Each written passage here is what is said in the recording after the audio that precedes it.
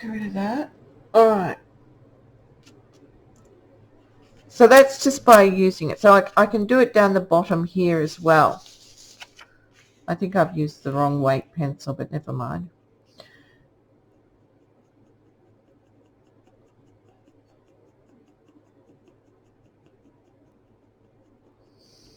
It means I can work a bit faster, not have to worry about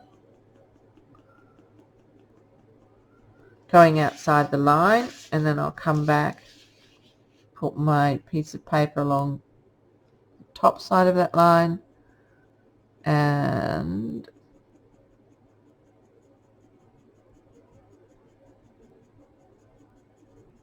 do that all the way across. And while I'm here, I can see that there is shadow underneath there. You can see that little tiny bit of light there. From there on down, and that line there is actual casting shadow, not a kit plate as I first thought. So while I'm at this angle, so if I do that at that angle, this is the bit I'm going to be doing now. I will keep my piece of paper, pick it up again, and I'm going to put it still on that same line I just did, but I'm going to extend this down lightly, not too dark, just lightly. Okay, what it will do is it will make that first lot of hatching that I did a tiny weeny bit darker, which is what I want it to do. And it also softens the oh, it goes under there too as well.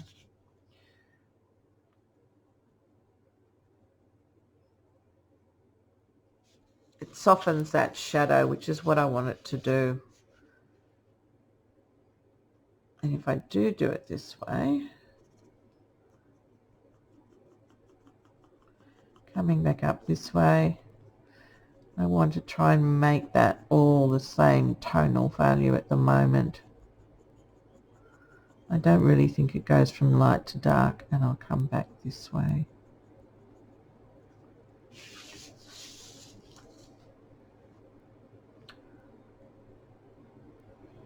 So that's just doing it at a 45-degree angle, going the other way to what I had it done before, just to make it look like it's, you know, still casting a shadow, but it's still giving me this nice shadow underneath.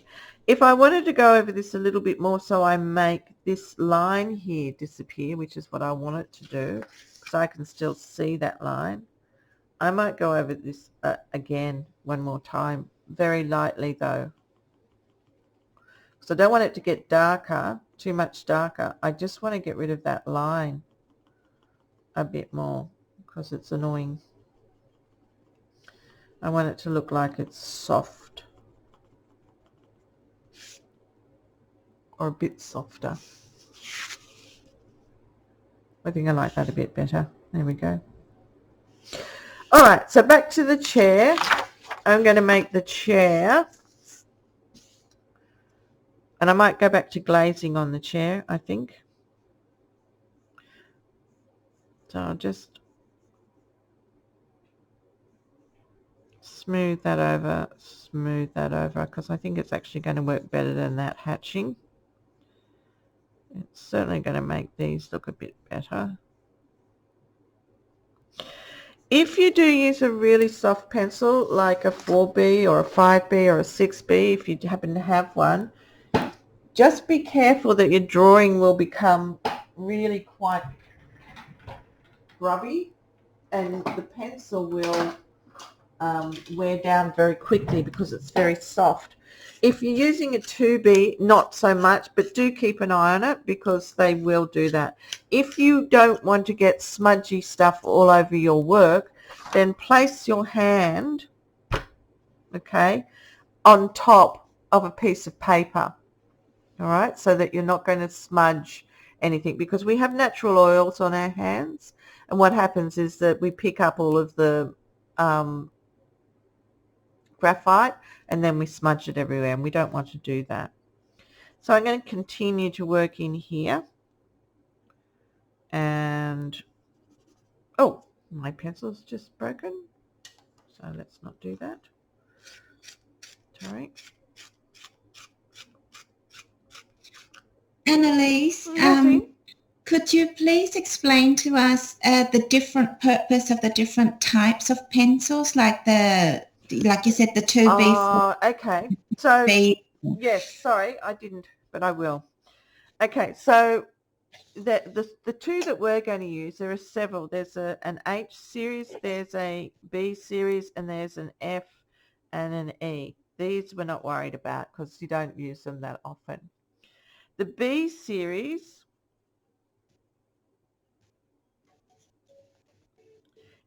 is the softer series, okay? So it goes B, 2B, 3B, 4B, etc., right up to I think about 10B, okay? This is soft, but it gets extremely soft when the further it goes up this number. So this will be the softest. And it also gets darker. Okay, gets much darker. So I'm using a 6 at the moment, so it's really, really soft. And it can go quite dark, almost so it looks like it's black. Now, we use this for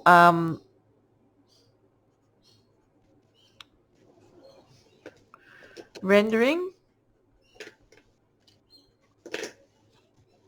techniques, drawing, plus sketching. It depends on, you know, how hard you press as well. So that's what the B series does. The H series, which will go the other way,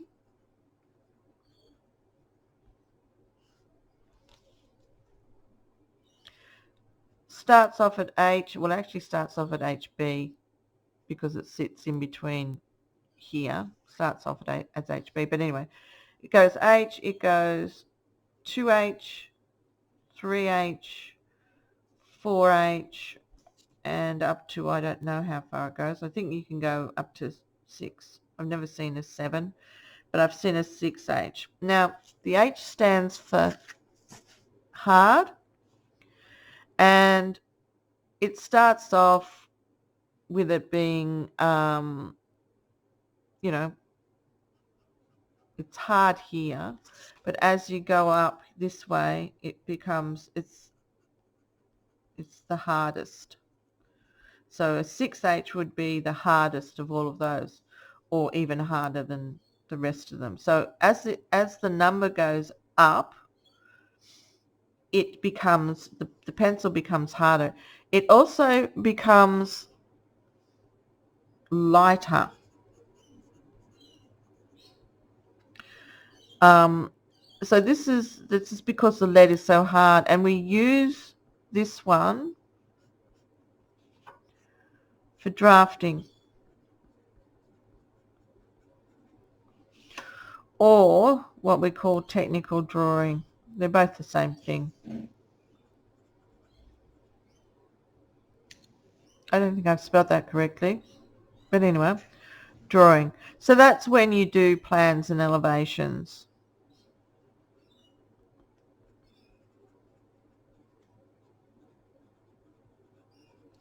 Etc. And that, so that you can get precision. I can't spell precision now.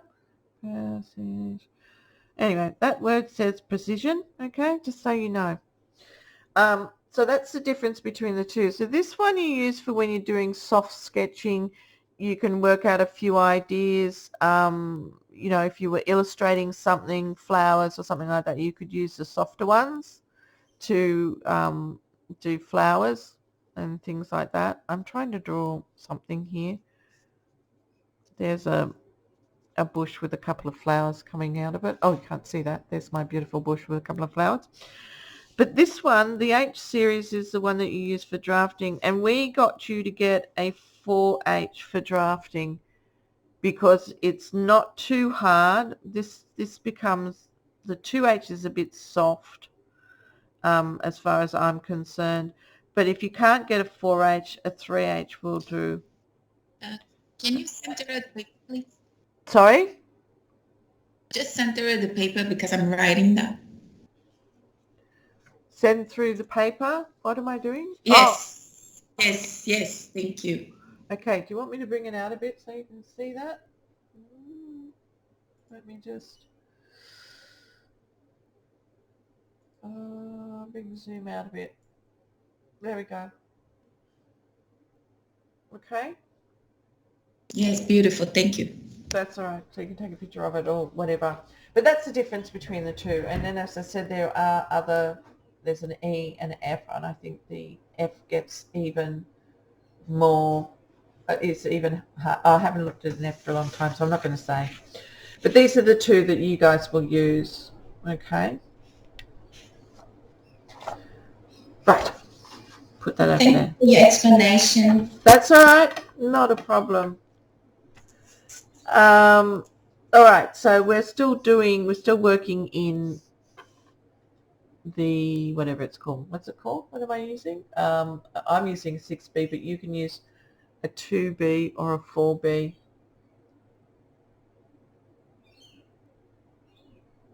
What are you trying to do, Anne? I'm not sure. That's it. I just wanted to get closer. Alrighty. So back to me. Maybe I should turn my thing that way. So that, there we go. That's better, isn't it, for you guys? Okay. Now, then I would like you guys just to continue to do the rest of these. All right. I tend to scribble around the outside of my drawings because I just cut away what I don't want to have there anymore. Or you can, use another piece of paper to do that. I'm going to need to have a piece of paper to lean on. So give it a go. See how you go with this. I'm just going to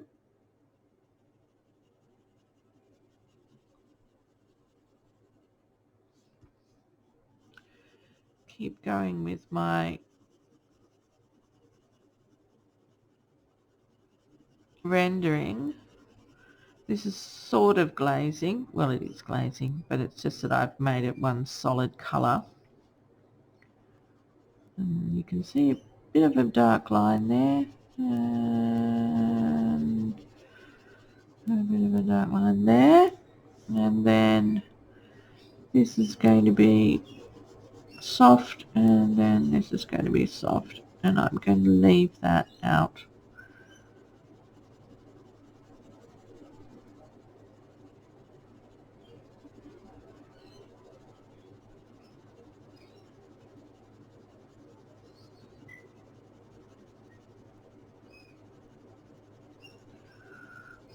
And it's quite dark in there.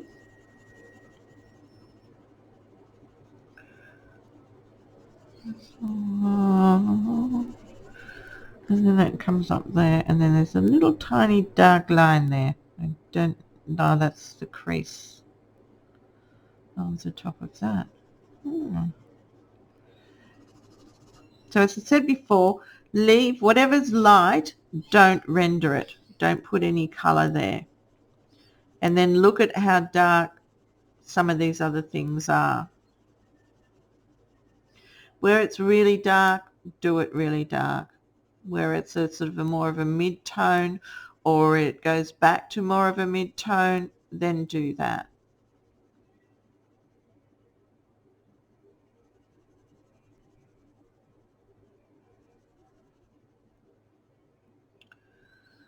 That one comes there. And there's a bit of a white line there, so I'm going to leave that white line. And I'm a bit confused now. And then this has a white line that does that, and then it goes down here. Ah!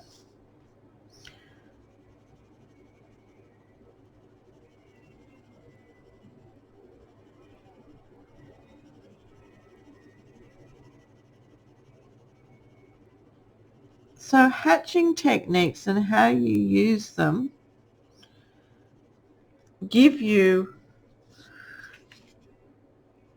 the light and dark, also help to make the objects that you're rendering look more realistic, and it gives your client an idea of what something's going to look like.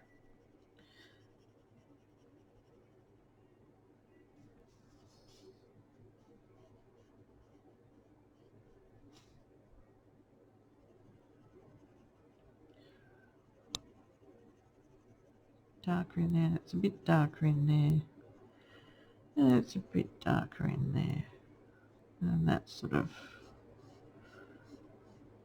not so dark. And there's light coming over here. I'll just soften that a little bit and soften that one a little bit, and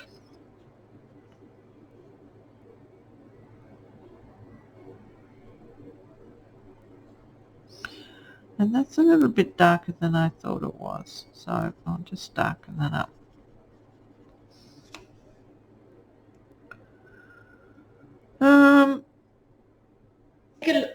Annalise, Yeah. you make it so easy. Looks fabulous from here. Oh, good. Well, you'd hope I'd make it look easy. I've been doing it for quite some time. It'd be awful if I ended up with something that was sort of like, and then you just sort of colour it in like this, and then it sort of works. That'd be horrible, wouldn't it? So That looks more like mine. We just did. but it's just, again, it's a practice thing. It's studying. It also helps you to study what, how light hits furniture, how, because it's the light and dark on furniture or on anything that's going to make something look more realistic. Okay. In this case, this is a very dark chair, and I'm going to do that. And then sometimes you don't have to put a lot on for everything, a lot of rendering on something to make it look the way you want it to. I've missed a line. I need a line that goes sort of there in the background. Yep.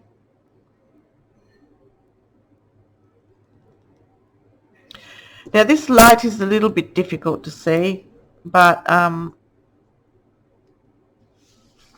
try and draw something there, because half of it is actually shadow. So this bit here is actually shadow, that little block of mid-tone, and it actually does go down like that. So I'm just going to follow that side. Am I still in the thing? Yep, good. I'm just going to make that side of what I've drawn there a bit lighter, a bit darker, sorry. Oh, what is wrong with me? Don't answer that. I don't want to know.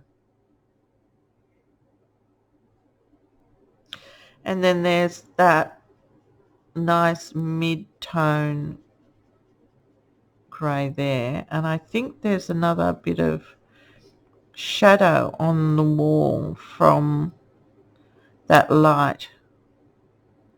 It's quite cool. And then I've got a bit of darkness there. That's mostly white. And then from about here back is, now I'm just doing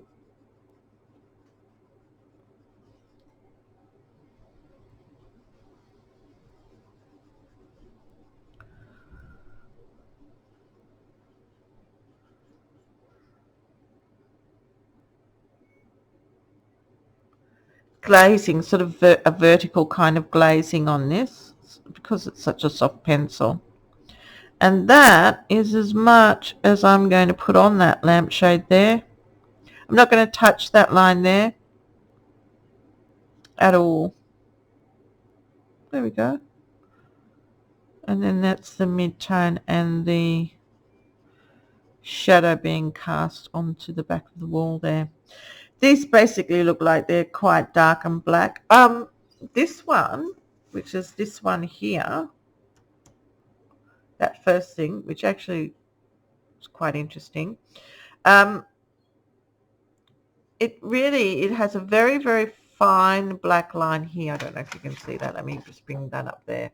It has a sort of a very fine black line here. Then it's sort of a mid-tone grey. And then it's very, very dark and a very dark bit there. So that's exactly what I'm going to do. So if I go, I might even leave that line that's already there. I'll just do it very lightly with my pencil. I'm going to leave a bit of a, let me just do that so that you can see that one. They're both in there. That's going to be a bit of a mid-tone, so I'll just do it a mid-tone up and down. And then probably from about halfway along this shape, it's going to get quite dark.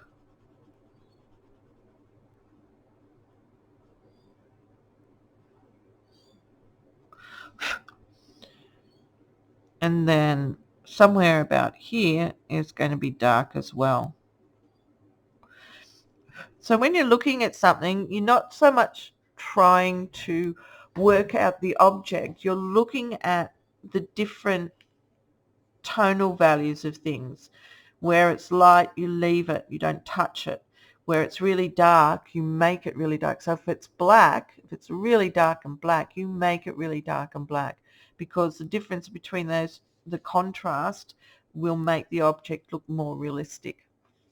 So there's my first one. What does my second one look like? It's sort of like hints at being, because I can't see the other side of that line, but I sort of know that there is. It's intimating that there is. So I'm just going to do one curved line down like that, and then I'm just going to render very, very gently away from that line.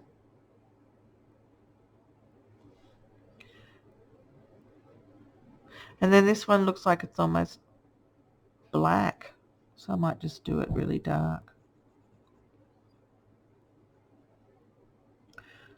Oh, there might be a little tiny bit of shine in there, but not enough to write home about. These are obviously beautifully designed objects.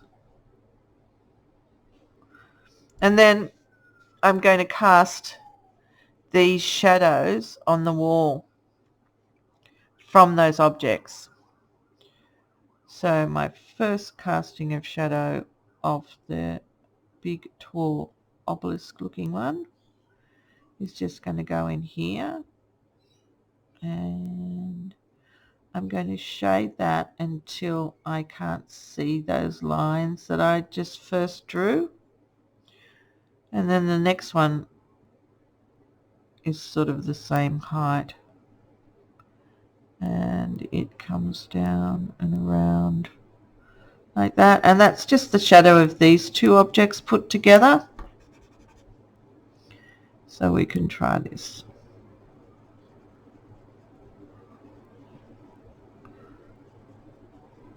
And again, I drew really light lines, but I'm going to render away from those lines, so the line, the shape that I drew disappears. Okay, and then that bit is going to do that, coming out the top like that, and it sort of disappears. I just make that look like it's all one color a bit more. And there are my two shadows that are being cast on the wall for those two. All right, let's move down to here, which is this area along here. And of course I've put my drawing sideways because it makes it easier for me to render. It's up to you. I should stop doing that so that you guys can actually, if I do turn, sorry. No, not that way. That way. Oh, I can't do it that way. Can I do it that way? No. I did it that way. All right. No, that's just making it worse. Okay, don't do that. Sorry. All right. I'll just try and keep it straight. But yeah, so don't make it difficult for you to draw. Don't start to do this with your hand because you'll end up with lots of pain in here and nastiness. Make it easy for you to draw. So if you have to turn your page slightly, then turn it so that you can draw more successfully. I put that over the top of there. All right, so let's have a look at this. This is going from a mid coming through. It's a bit darker down here. It's lighter up there. Let's see what we can do with that.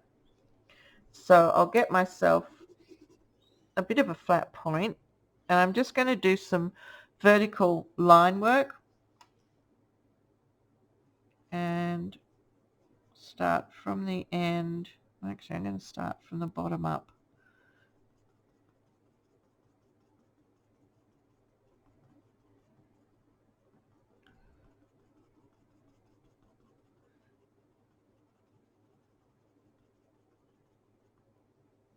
And then you miss a little bit there, and that just sort of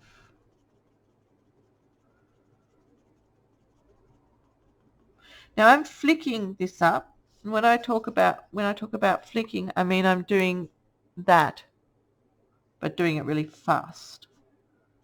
Okay, so that the end of my line doesn't stop. It just sort of peters out, and that's what I want to do. That's how I'm creating this effect here. It looks like I'm going back and forward, but believe me, I am flicking.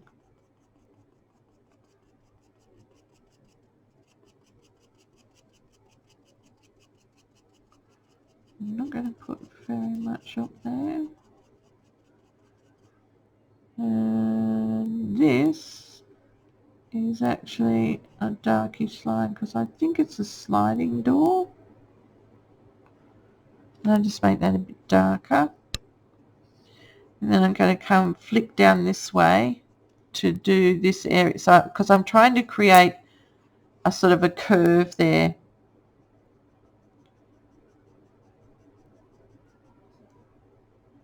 Oh, too dark. Never mind.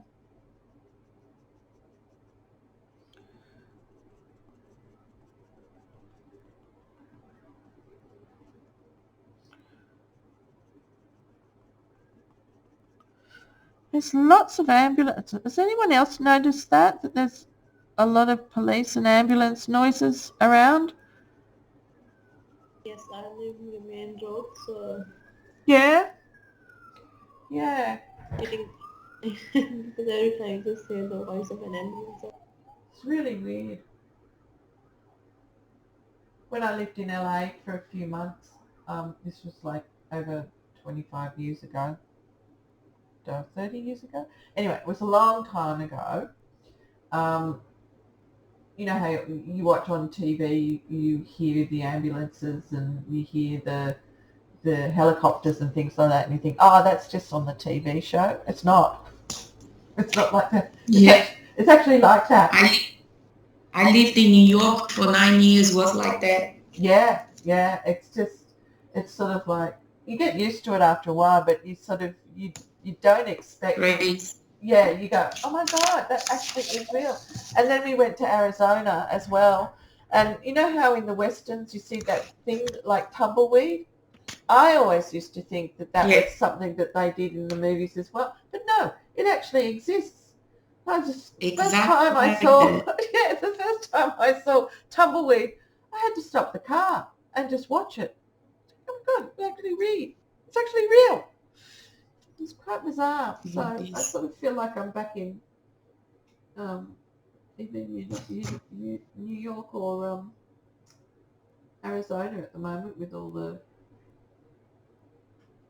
there's no helicopters, but there is lots of noise.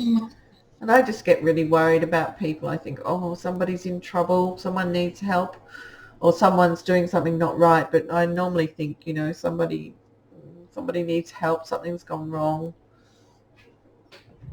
Anyway, back to drawing, sorry.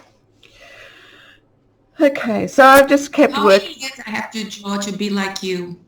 Oh, look, you'll be surprised by the end of this term. Mine looks horrible. I bet you it doesn't. By the end of this term, you will have drawn a lot of things that you never thought you would have been able to do. So, yeah, a couple of years to be able to do the sort of, or just lots and lots of practice. It depends on where you want to take your rendering. I mean, some of you won't go into this kind of rendering. You'll go into computer rendering. But the whole point of doing it by hand to begin with is to recognize where light and shadow is, and how to make an object look more realistic.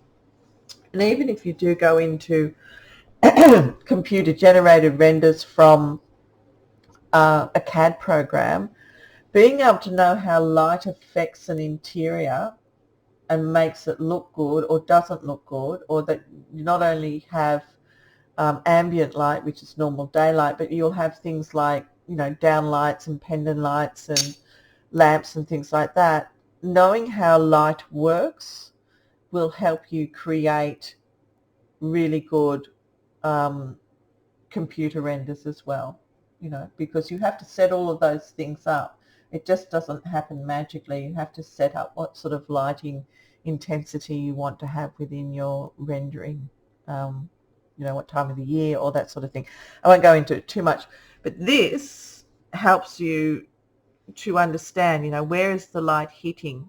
How do I recognize, what do I do? Well, I'm going to leave those bits where the light is out. It makes it look more realistic. You might not always use computer rendering. You can also do things like draw your own perspectives and then put them into Photoshop and do stuff to them as well.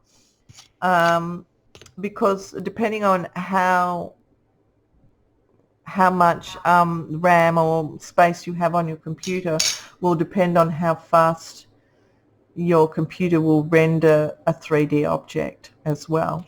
So you might set up your perspectives in a 3D object, but you might render them by hand or in another program altogether. But you don't need to think about that too much. You just have to keep practicing. You'll be fine. Keep practicing. Be lovely. Right, moving on. Let's do some of this reflection on the floor here. I'll just bring that across to there a bit more. There we go. Try not to make it too angled. And we've got reflection. Now, reflection is interesting. This is a black and white photo, so I can't, when I explain it, it'll sound a bit weird. But first of all, you can see here, this coming off to the side, those little dark lines there, and that little dark line, and these dark lines, and you can see the shadows here. So you know the light is coming down and into this room. So it's sort of coming down and in this way because of where the shadow is being cast, and you can just see it on the floor here. Now this darkness here that's coming straight forward is actually reflection. Okay, so it's reflection from the actual object. So if this object is dark black, or it's black at the moment, so the reflection on the floor will be a dark color. If this chair was red, the reflection on the floor would be red, but it would still cast a shadow of darkness.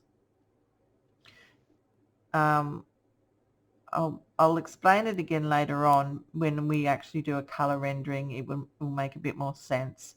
But whatever an object is casting shadow on, if this was a blue floor, the shadow would be blue, even though the chair might be red. If the chair is still red and it has a reflection, and what reflection does is it makes something look like it's a very shiny surface, the reflection color would be of the actual object. So, and reflection always comes towards you. Who's been for a walk along a bay, you know, a lakeside or by the beach at night, and when you look up and you see the moon reflected in the water, no matter where you are along the curve of a beach or of a lake, it will always reflect towards you. Have you all noticed that? Has anyone been for walks along? Or if you're in your house and you can see a reflection on the floor, no matter where you are standing, that reflection always comes to you. So reflection always comes to the person who's viewing it or taking a photograph of it, but shadow will always be cast by where the light is coming from.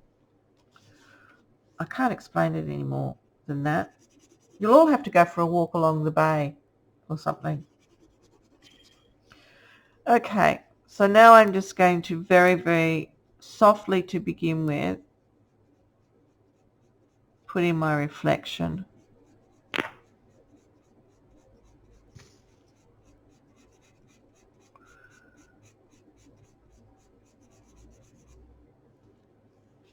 On all four of these. This one doesn't have very much of a reflection, so I won't do too much of it. This one's quite dark, so it's going to be quite dark in here. And there's also a little bit of a gap there as well. So this one will just be a bit darker in here. And I'm sort of doing a glazing for that so it remains quite soft. I quite like glazing. And then this one doesn't have very much on it either, but they're all coming down towards me, straight down. Just so you know, when you're looking at my my drawing, because I've done my visual arts booklet today. Yep. And I didn't realise I've got something glued to the back of the page, and it's messing up with my yes, grazing. Yes. Yeah. So you'll see things. I've got some like stuff coming up in my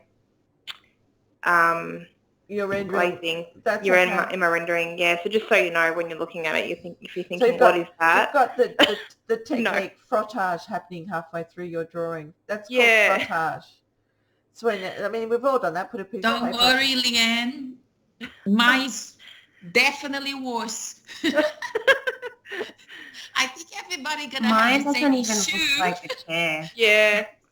Mine is like, doing a little kid's drawing. I think you might like a 2-year-old drawing.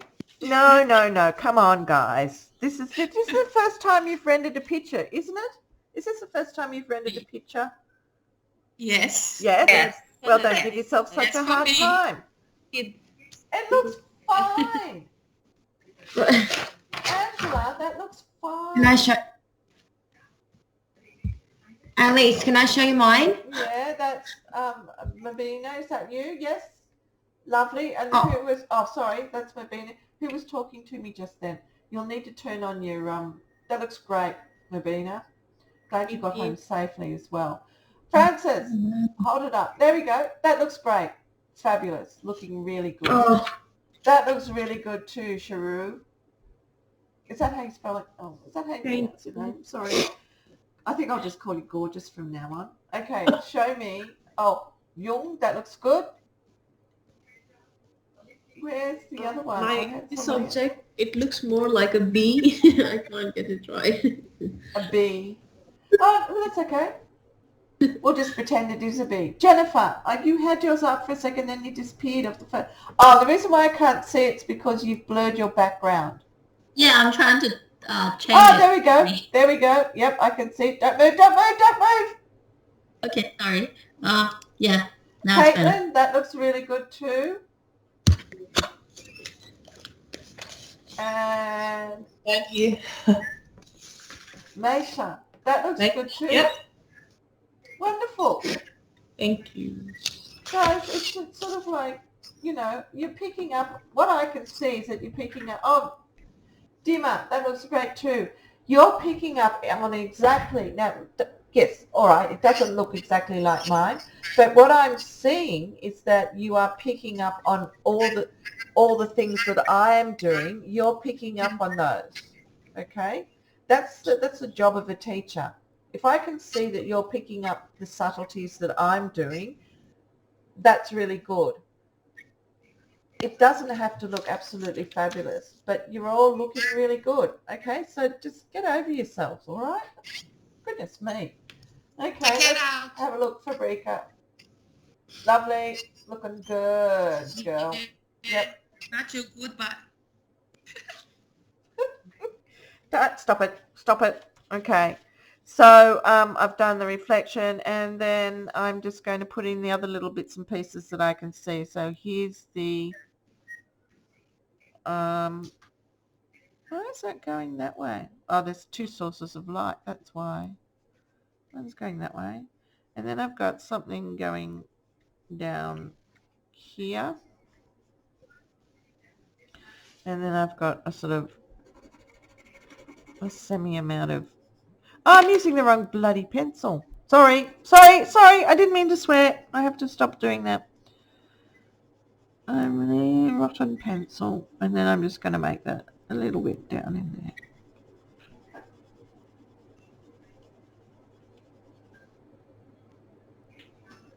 And then there's some sort of, that sort of goes over a bit darker over there. Or maybe I'm just starting to see things now. Okay, so there you go. That's our first one. Let's have a little break. You all a bit brain dead? I've got to catch up because I'm really slow. Oh, okay. So why don't we have like a 10-minute break so that we can go to the bathroom or make ourselves a drink, or get up and race around like mad people 3 times around the room that we're actually in. See, we put hands up and down, make sure that we're exercising and keeping ourselves moving. I don't know if you can hear all of my limbs cracking, but I can. Terrible. I'm going to make a quick cup of tea. I'm still here. I'm now dancing out of the screen. Right? Can you just have your picture up still? Yes, you can. Sorry. No, that's all Yeah, right. I need that. Obviously, you don't like my dancing. That's fine by me. How's Your that? dancing's fabulous, but we'd like your picture better. Thank you for being so subtle and gentle. Oh, that's me. You'll get to know me. Hello, kitten. I know, darling. You're going to be a good boy today.